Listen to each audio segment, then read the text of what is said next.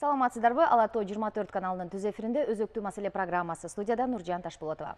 Кыргызстан менен Корея ортосундагы дипломатиялык кызматташууга быйыл 25 жыл толду. Буга карата мамлекет башчысы Алмазбек Атамбаев менен Түштүк Кореянын президентинин милдетин аткаруучу Хван Хэ Ан бири-бирине куттуктоо телеграммаларын жөнөтүштү.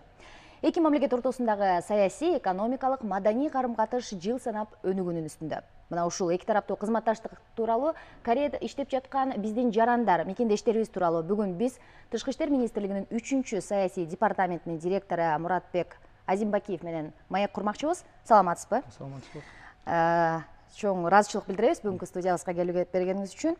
Муратбек Абакирович, бүгүнкү алгачкы сөздү биз ушул Корея менен Кыргызстандын ортосундагы алака, ошондой эле Кыргызстанда кореялык агенттиктин кеңсеси ачылыптыр. Эки мамлекет ортосундагы кызматташтыкка мунун тийгизген таасири ушул, анан ушул кеңсе тууралуу бир аз маалымат берип кетсеңиз. Рахмат.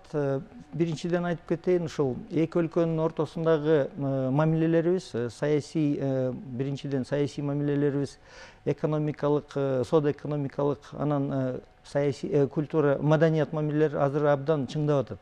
Анткени ошол 25 жыл болсо да, акыркы бир 5 жылдан бери эки өлкөнүн ортосундагы ушундай мамилелер абдан күчөй баштады да.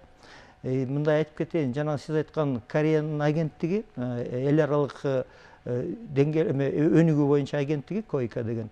Ал деген бизде ачылган себеби деген бул эки өлкөнүн ортосундагы жакшы мамиленин өбөлгөсү болуп атат да. Мындан тышкары дагы айтып коеюн, ошол агенттик ал деген Кореянын Тышкы иштер министрлигинин алдында болуп иштейт да. Ошондуктан ушул агенттик аркылуу алар бүт дүйнө жүзүндө 10 чакты өлкөлөрдө ошондой агенттиктерин ачкан офистерин. Анан Кыргызстанда мына акыркы 5 жылдан бери жакшы бир иштеп атышат. Баарыбызга маалым болгондой, биздин кыргызстандык мекендештерибиз Кореяда бир топ жылдан бери эмгектенип келишет. Маалыматтар боюнча 3-4 миңге чукул мигранттарыбыз бар деп айтылып жүрөт. Эми көбүнчө эмне иш менен алектенишет ошол жакта?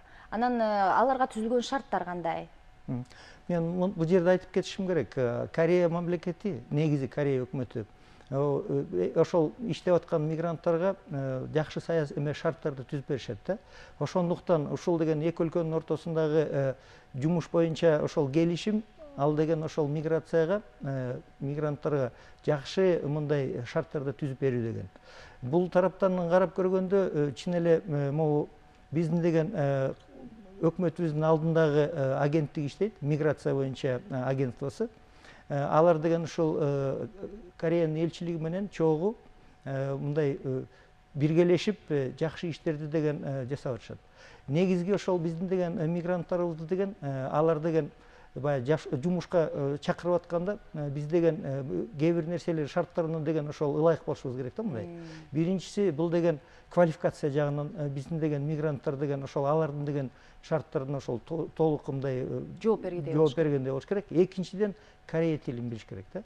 Бирок бул Корея тилин билет деген бул жанагы филологиянын деңгээлинде эмес, мындай күнүмдүк ошол деңгээлде билиш керек. Анан мындан тышкары алар деген ушундай чакырып ошол миграция ошол иштетип атканда алардын компаниялары, фирмалары ошол биздин жарандарга атайын деген жакшы шарт түзүшөт да. Албетте кээде биз деле угуп калып атабыз, мындай башка жолдордун деген издеп ошол аракет кылып аяка чыккандар деле болгондой болуп атат да. Бирок ал жол деген ал таптакыр туура эмес жол болуп атат да. Биздин жарандар эгер ушундай укуктары деген жакшы корголот десе деген ошондой закон түрүндө мыйзамдуу жол менен кетиш керек. Мыйзамдуу жол менен ошол барыш керек. Баарыбызга маалым болгондой эле эми ошол мигранттар кандай бир жагдайларга туш болушат, мисалы ошол бир оорчулуктар. Сиз айткандай ошо тил маселесинде экен да, башка шарттардын баары эле жакшы да. Мен сизге мындай айтып коеюн. Мисалы 63-жылы Кореяда бир адамга деген ошол дүң продукт $150 болчу. Азыр 26 миң болду. Ушунча жылдын ичинде кандай абдан өнүгүп өскөн. Мисалы мен сизге да айтып коеюн, ошо Корея дүйнө жүзүндө 10-чу экономика болуп эсептелет көлөмү боюнча. Кыргызстан азыр биз азырынча 141-чи болуп атабыз да. Анан мындай карап көргөндө экономика тармагы абдан күчтүү болуп атат. Аларда деген жашоо турмуш мындай шарты деле абдан жакшы. Анткени мындай Кореяда жана кылмыш деген абдан төмөн да. Мындай жок мындай айтканда. Мындан тышкары алар деген абдан мындай мыйзамды деген абдан сыйлашат.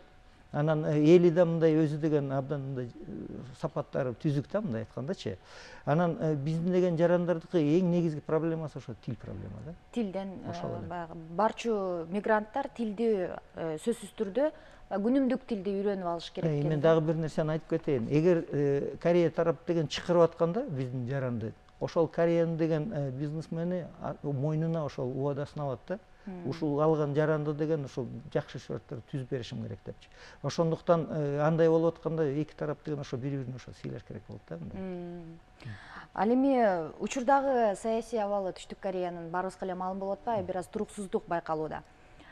Ушул жөнүндө эмне айта аласыз? Анан эки мамлекет ортосуна бир таасири тийип калбайбы, же болбосо биздин мигранттарга таасири тийбейби ошол жагдагы саясий туруксуздук? Мен айтып кетейин, Корея өзү негизи демократиялык мамлекет. Кореянын ошо тарыхында деле көп мындай олку солкулар болушкан. Анан буларда 87 жылдан баштап ушул бир президент 5 жылга эле бир жолу шайлашат да. Парламентте мындай саясий күчтөр иштеп атат. Премьер-министр иши кылып мындай айтканда, саясий маданият Кореяда абдан жогорку деңгээлде турат да. Эгер азыр байкап көрсөңөр, мына көчөгө миллиондоп адамдар чыгып атышат, мисалы Сеулда. Алар деген ошол өзүнүн нааразычылыгын мындай закондуу түрдө, жогорку маданият түрдө ошол көрсөтүп атышат. Мародерчулук жок экен ал. Мародер эме деген жок. Мындан тышкары айтып кетели, ал деген саясий ушундай олку солкулар экономик эмеге эч таасир бербейт таптакыр. Биринчиден. Экинчиден биздин деген жарандарга таптакыр эч кандай таасир бербейт. Таасирин тийгизбейт. Эми бул бейрасмий маалымат жакында эле интернетке чыкты. Бириккен Улуттар Уюмунун мурунку баш катчысы Пан Ги Мун Түштүк Кореянын президенти болуп калышы мүмкүн деген. Буга сиздин пикириңиз? Мындай деп айтып коюш керек. Азыркы саясий кырдаал ушул деген президент, азыркы президенттин деген саясий партиянысына абдан мындай чоң маселелерди алып келди да. Могу импичмент процедурасы да башталып, азыр эми ушул февралдын аягында уже чечилет да, кандай болот. Конституциялык соту да өзүнүн деген чечимин деген чыгарыш керек. Мындай бир нече саясий кызматкерлер азыр деген ошол аттанып атышат да, мындай президенттикке. Анын арасында талапкерлер аттанган атат. Анын арасында да Пан Ги Мун анын жаңы эле 10 жыл ООНдо Бириккен Улуттар Уюмунда ошол эмеси бүттү, мандат. Ошон үчүн ал өлкөсүнө кайтып келди. Закон боюнча мына азыр текшерип көрүшсө, эч кандай тоскоолдуктар жок экен Пан Ги Мунга. Катыша алат экен. Бирок утабы, утпайбы биз азыр мындай байкайбыз да, кандай болор экен. Мисалы мурунку президенти Пак Кын Хеге импичмент жаранды, ал азыр эмне иш кылып атат? Ал президент эмес. Азыр ушул эме талаш тартыш болуп атканда, азыр өзүнүн эмесин күтүп атат да, мындай өзүнүн деген мындай айтканда тагдыры кандай чечилет, кандай чечим кабыл алат. Бир четинен, экинчи жагынан бул деген, конечно, тилекке каршы, анткени эмдиги жылы анын деген уже мындай эмеси бүтмөк да, өзүнүн конституциялык өзүнүн кызматы. Ошондуктан ал деле азыр айтып атат, мейли ошол жанагы могу бүт кандай териштирилип аткан ошонун баары тең закон ченемдүү ошол түрдө өтсүн деп атат да. Мыйзамдуу түрдө. Эми азыр эле айтып кетпедиңизби, Корея экономикасы боюнча дүйнөдөгү 10-чу орунда турат деп. Экономикалык катнашта буга чейинки болуп келген карым катнаштан дагы кандай биз мамиле түзө алсак болот? Мисалы, ошол энергосектор боюнча, унаа боюнча буга чейин сүйлөшүүлөр жүрүп келген. Дагы кандай биз мамиле түзө алабыз экономикалык жаатта? Бир нерсени айтып кетейин дейм. Эгер биз деген мындай ойлосок, эртең эле бүт баары өзгөрүп калат десек, биз кичине жаңылабыз да. Анткени Кореянын компаниялары деле азыр чын эле бизге келип, эки өлкөнүн ортосунда атайын биргелешкен мамлекет аралык комиссия бар. Ал былтыр Кыргызстанда жолугушуу өткөрдү.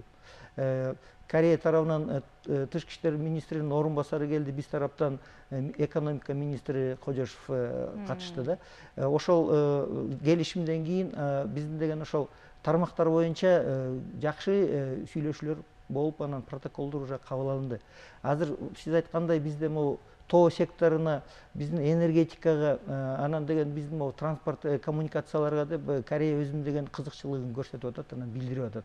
Мына азыр биздин деген эме ден соолук коргоо министрлиги тарабынан, айыл чарба министрлиги тарабынан жакшы реалдуу конкреттик проекттер азыр уже талкууланып атат да, долбоорлор. Мисалы айыл чарба тармагында жанагы ден соолукка пайдалуу өсүмдүктөр өстүрүлүп атат деп айтып кеттиңиз, Анысы да бар. Бирок ал айыл чарбанын тармагы, бирок ал могу саламаттык сактоо да. Саламаттык сактоого көбүрөөк кирип кетет го. Анткени дагы бир жолу салыштырайын, мына 50 миллион кореец ошол эки биздин областтын территориясында жашап атышат. Ошон үчүн бизде Кыргызстанда алар келгенде таң калышып, ушундай абдан жакшы шарт, ошо экологиялык таза мындай өсүмдүктөргө, анан деген медициналык жактан деген ошол жакшы заттарды бияктан чыгарса, өстүрсө болот экен деп эметип атышат да. Анан Кореянын мисалы медицинасы аябай өнүккөн. Мисалы косметика, ошол эле. Анда Муратбек Абакирович бүгүнкү студиябызга келип, Корея мамлекети тууралуу көрүүчүлөргө кызыктуу маек куруп бергениңиз үчүн сизге чоң рахмат. Корея менен Кыргызстан ортосундагы мамилебиз мындан ары өркүндөй берсин. Урматтуу телекөрүүчүлөр, эфирде өзөктүү маселе программасы болду. Бүгүнкү студиянын мейманы Тышкы иштер министрлигинин 3-саясий департаментинин директору Муратбек Азимбакиев болду. Саламатта болуңуздар.